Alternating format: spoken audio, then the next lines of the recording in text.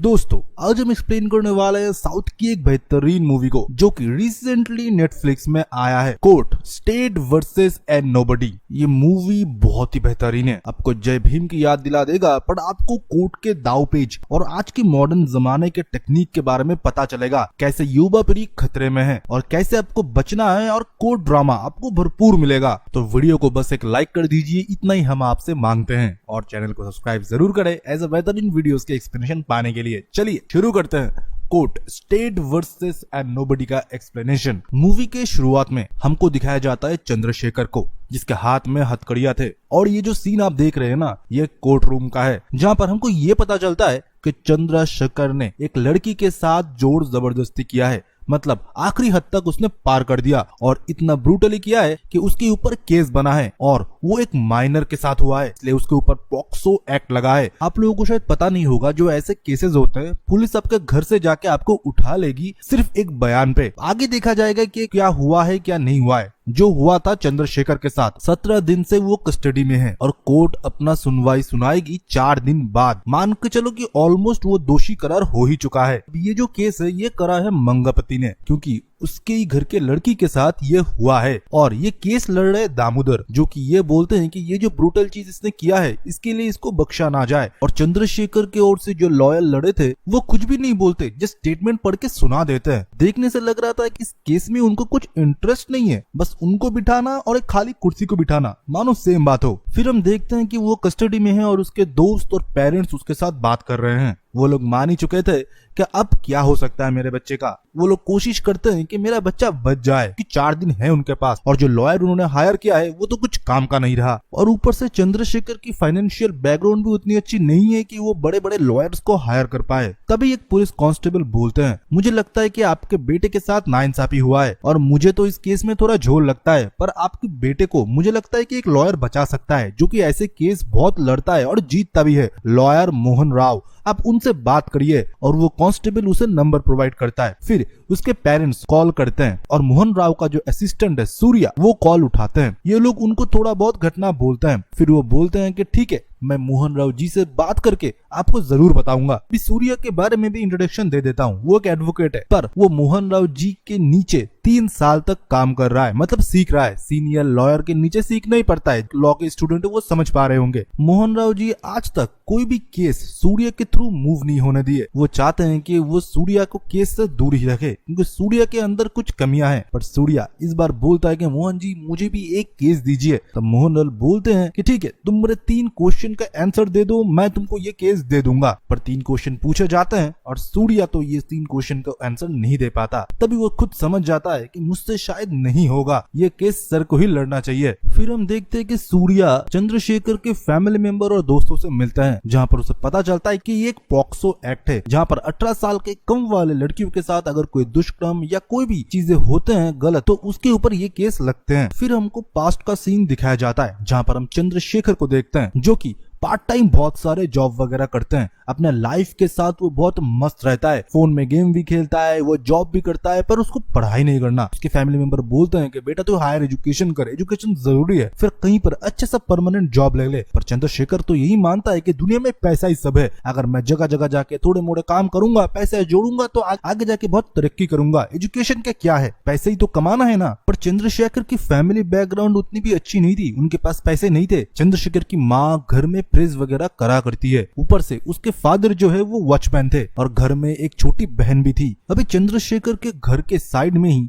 एक नया घर शिफ्ट हुआ था, जो कि जबीली का होता है। वो नई नई उधर आई थी और स्कूल में भर्ती हुई थी, और चंद्रशेखर इधर उधर घूमा करता था। तो होता है ना कि गर्ल्स, भाई इसका नंबर मेरे पास है, तू रात को कॉल कर, इसके साथ थोड़ा प्रैंक करते हैं, मजाक करते हैं। तो जबीली को वो नंबर दिया गया। फिर जबीली भी अपने दोस्तों में थोड़ा एकदम शो ऑफ करने के लिए कि भाई इसके साथ मैंने रात को ये प्रैंक किया, इसको मैंने डरा दिया, फलाना डिमका। होता है ना, एक उम्र में ये सब कुछ चलता है, सारे लोग ही में भी ये सब कुछ खड़े होंगे। पहले मानो प्रैंक से शुरू होता है, फिर शुरू होता है दोस्ती, फिर वो दोस्ती धीरे धीरे प्यार में तब्दील हो जाता है। है। बहुत लोग इन सारी चीजों से रिलेट भी कर रहे होंगे। पहले तो फोन नंबर मिला करता था, फिर हम लोग वैसे ही भाई कुछ कर लेते थे। जो बैक टू द स्टोरी, ऐसे इन दोनों में बातचीत होने लगा था, प्रैंक वगैरह से धीरे धीरे दोस्ती होने लगी थी और ये दोनों फिर मिलने लगे, बात करने लगे अच्छे से। पर एक दिन रात को जबीली को बात करते हुए उसका मामा सुन लेता है, जो कि मंगपति होता है। जबीली का फादर नहीं था, वो अपने मामा के घर अपने माँ के साथ ही रहती थी, क्योंकि उनका कोई सहारा नहीं था तो मामा ही देख रेख करते थे इन लोगों की। पर ये मंगपति आदमी जो है ना, बिल्कुल भी सही आदमी नहीं है। इसका शुगर मिल है, ऊपर से लोकल पार्टी पॉलिटिशियन के साथ भी इसका अच्छा खासा हाथ है। ऐसा तो बहुत बार हुआ है, गुस्से में चलते हुए बहुत लड़कों का जिंदगी इसने खराब किया है। मतलब फेक फॉल्स केस लगा देता है उनके ऊपर कि पूरी लाइफ खराब हो जाए। ये बंदा मारता पीटता नहीं, ये दिमाग से सोच के किसी को ऐसे फंसवाता है कि वो जेल से ही बाहर ना निकल पाए। बहुत ही खतरनाक है ये मंगपति। जब मामा ने देख लिया तो इन लोगों ने 2 हफ्ते तक बात करना बंद कर दिया, क्योंकि जबीली का फोन तो उसने ले लिया था। फिर भी ऐसे ही थोड़ी ना होता है दोस्त से दूर रहना। फिर जब इन दोनों की मुलाकात होती है, फिर जबीली सब कुछ खुल के बताती है उसके मामा के बारे में। फिर भी वो दोनों वादा करते हैं कि एक दूसरे को कभी नहीं छोड़ेंगे। फिर वो लोग घूमते हैं, एक दूसरे को खाना खिलाते हैं। फिर चंद्रशेखर अपने माँ से मिलाने के लिए जबीली को अपने घर पे लेके जाती है। घर में तो लेके जाती है पर माँ से मिलाती है, पापा से नहीं, क्योंकि पापा ही हमेशा उसे ज्ञान दिया करते हैं कि पढ़ाई कर ले, एजुकेशन ले ले। पर ये तो इधर से इधर कुछ भी काम करता रहता है। पर पापा जब घर में आते हैं, तुरंत जबीली को वो अपने घर के पीछे छुपा देती है और पापा के सामने ऐसा दिखाता है कि कुछ हुआ ही नहीं। घर में बस वो उसके बहन और माई है। मुश्किल से 2-5 मिनट गए ही होंगे। फिर हम देखते हैं मंगपति पुलिस को लेके उसके घर में आते हैं और ये बोलते हैं कि इसने मेरे घर के बच्ची को अगवा किया है और उसके साथ जोर जबरदस्ती किया है। चंद्रशेखर के पापा कुछ समझ ही नहीं पाते। मंगपति जोर जोर से जबीली की नाम पुकार रहे थे। जबीली तब कांपते हुए बाहर आते हैं। तब वो बोलते हैं कि तुम्हारा बेटा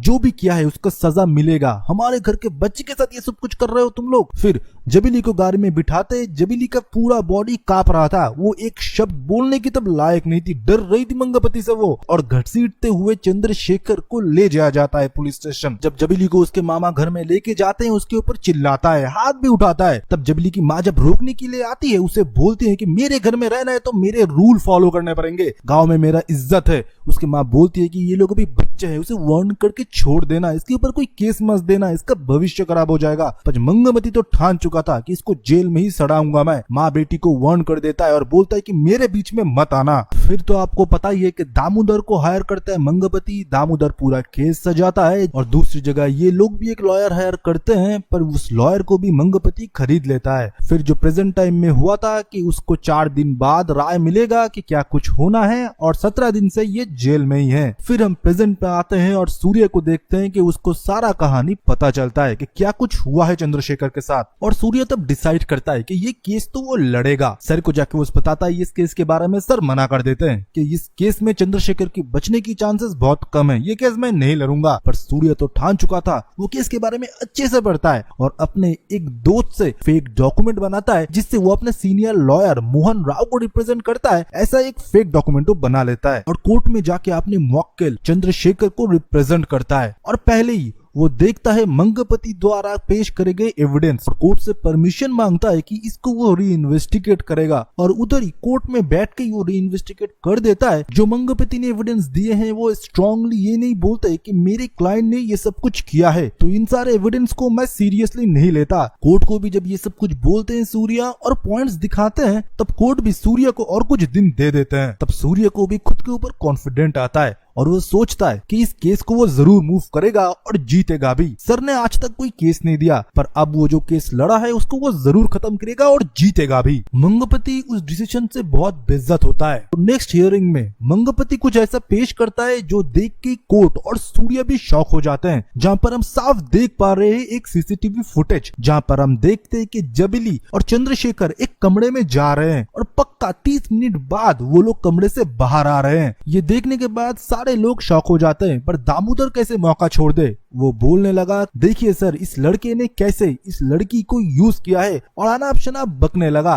और कोर्ट बोलता है ठीक है, हम कुछ दिनों बाद इसका राय सुनाएंगे। ये बात सुन के सूर्य को भी गुस्सा आता है। मंगपति उसे बोलता है मेरे पास और ऐसे और एविडेंस है जिससे मैं केस को और स्ट्रॉन्ग करूंगा और इस लड़के को जेल में ही सड़ाऊंगा। सूर्य एकदम गुस्सा जाता है चंद्रशेखर की फैमिली और दोस्तों के ऊपर कि इसके बारे में मुझे क्यों नहीं बताया। इस केस से तुम्हारे दोस्त को और आपके बच्चे को कोई बचा नहीं सकता। फिर हम देखते हैं कि रात को सूर्या के घर में चंद्रशेखर के दोस्त और उसके पेरेंट्स जाते हैं और रिक्वेस्ट करते हैं और रोने लगते हैं फूट फूट से कि सर हम लोग गरीब है, मेरा बच्चा मेरी गरीबी मिटाएगा। वो मैं सोच रहा था, पर आज वो जेल में सर, अगर बच्चे को कुछ हो गया तो हम लोग भी जहर खा लेंगे। फिर हमको फ्लैशबैक में पता चलता है जहाँ पर हम देखते हैं कि जबेली और चंद्रशेखर एक साथ मिल रहे थे, खाना खा रहे थे। तब जबेली बताती है मैं 10 दिन तक वापस नहीं आऊंगी क्योंकि मुझे मेरी एक रिश्तेदार की शादी में जाना है। पर वो दोनों एक दूसरे से इतने दिनों तक दूर कैसे रहे? एक एज में अट्रैक्शन ऐसा ही होता है, एक पल भी ना देखो तो मानो कुछ होने लगता है। तो क्या था, चंद्रशेखर उसी शादी में पहुंच जाता है और मौका देख के वो दोनों एक कमरे में चले जाते हैं और इसी का ही सीसीटीवी फुटेज इन लोगों को मिल जाता है। सीसीटीवी तो लगाया गया था शादी में कोई चोरी होता है, गेस्ट आए हैं, वो सब कुछ देखने के लिए,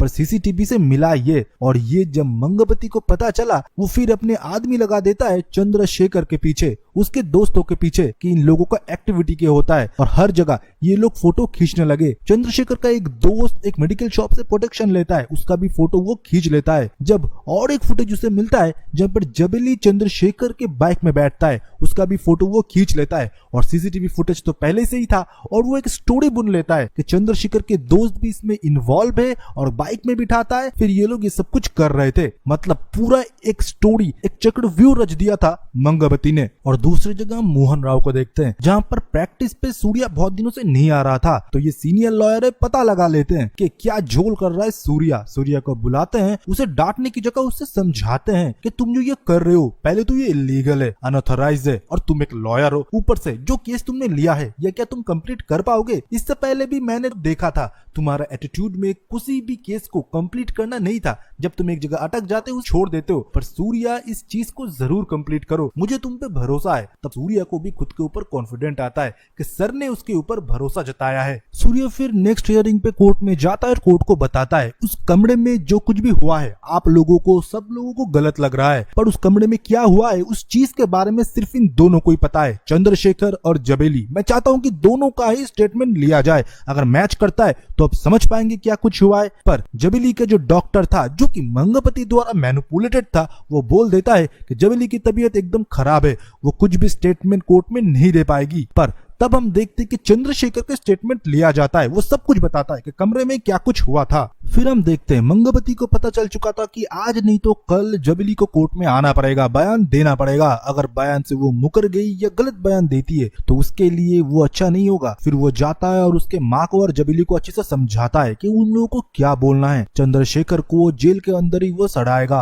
अगर माँ बेटी ने उसके बात के खिलाफ किया तो दोनों को ही मार दिया जाएगा। फिर हम देखते हैं कि नेक्स्ट हियरिंग होता है जहाँ पर हम देखते हैं कि सूर्या ऑलरेडी ये साबित कर चुका था कि डॉक्टर झूठ बोल रहा है, क्योंकि डॉक्टर ने जो मेडिकल हिस्ट्री के बारे में बताया था जबेली का, वो पूरा गलत है। ऊपर से जबेली भी तब आ जाती है स्टेटमेंट देने के लिए। जबेली का स्टेटमेंट लिया जाता है, फिर वो बोलती है कि हम लोग 10 दिन से नहीं मिलने वाले थे, मैं एक मेरी फैमिली फंक्शन में गई थी जहाँ पर चंद्रशेखर आता है, उसे देख के मुझे बहुत खुशी होती है, हम दोनों एक दूसरे से बहुत प्यार करते हैं, इसलिए मैं कोशिश कर रही थी कि अकेले में जाके उससे बात करूं। हम लोग कमरे में गए थे और हम लोग जब बाहर शादी देख रहे थे वही रिक्रिएट हम रूम में जाके कर रहे थे कि हमारे शादी के टाइम हम लोग कैसे बैठेंगे, पंडित जी कैसे मंत्र पढ़ेंगे, हम लोग कैसे 7 फेरे लेंगे, ये सब कुछ हम लोग कर रहे थे और कुछ भी नहीं हुआ हम दोनों के बीच। और दोनों ही स्टेटमेंट मैच होता है। पहले दिन जो स्टेटमेंट चंद्रशेखर ने दिया था वो बिल्कुल सेम था जबेली के स्टेटमेंट के साथ। वो छोटी 17 साल की बच्ची नहीं डरी अपने मामा से, जो कि उसे डरा रही थी कि उसे और उसके माँ को मार देगी, वो तो निडर होके पूरी स्टेटमेंट दिया।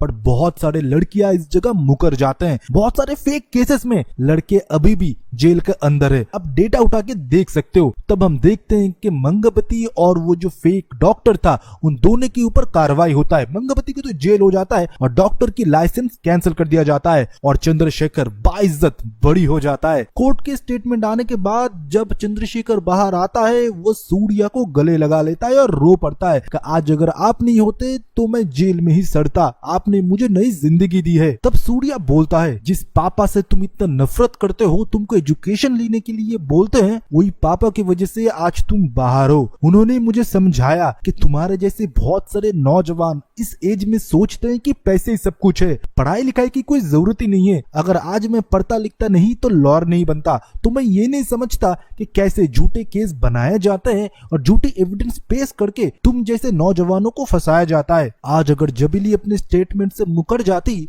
तो तुमको कौन बचाता। इसलिए पढ़ना लिखना जरूरी है, नहीं तो तुम जैसे लोगों को मंगपति जैसे लोग बेवकूफ बनाते हैं। 3 अलग अलग फुटेज मिला के वो एक स्टोरी क्रिएट करने की कोशिश करते हैं। अगर तुम पढ़ते लिखते तो तुमको ये खुद पता चल जाता कि 3 डिफरेंट लोकेशन की फोटो और वीडियोस है जिसको जोड़ के एक स्टोरी बनाया गया है। तुम में अगर समझ होती तो तुम अपने एंड से भी एविडेंस पेश करते, जो कि केस तुम्हारे तरफ भी मजबूत करता। फिर हमको दिखाया जाता है जबीली और चंद्रशेखर फिर से अपने पुराने जिंदगी में लौट जाते हैं। चंद्रशेखर सारा जो काम कर रहा था पार्ट टाइम वो छोड़ देता है, वो पढ़ाई पे फोकस करता है और वो बड़ा होकर एक लॉयर बनने की ठान लेता है। और ऊपर से जबीली और वो दोनों मिल तो रहे थे पर उन दोनों में डिस्टेंस था। वो दोनों चाहते थे कि अच्छे से एजुकेशन ले, खुद की जिंदगी संवारे, फिर वो लोग एक साथ रहेंगे। तो इसी के साथ इस मूवी का एक्सप्लेनेशन खत्म होता है। Court state versus and nobody. मुझे तो लगता है ये एक जेम है मॉडर्न जमाने के लिए। ऐसे केसेस आए दिन होते रहते हैं। देश के युवा पीढ़ी को इस मूवी को देखना चाहिए। ना मिर्च मसाला ना कोई एक्शन, सच्चाई दिखाया गया है। तो ऐसी मूवी अगर नेटफ्लिक्स में आते तो पैन इंडिया सारे लोग इसको एंजॉय कर पाएंगे और सीख पाएंगे। साउथ में अभी बहुत बेहतरीन मूवीज बन रहे हैं, जैसे एक्शन बन रहे हैं, उसके साथ एकदम रियल कोर्ट ड्रामा भी बन रहे हैं जो कि सच्चाई से रिलेटेड हो, एकदम ट्रू स्टोरी लग रहा है। तो चलिए एंड करते हैं इस वीडियो को इधर ही।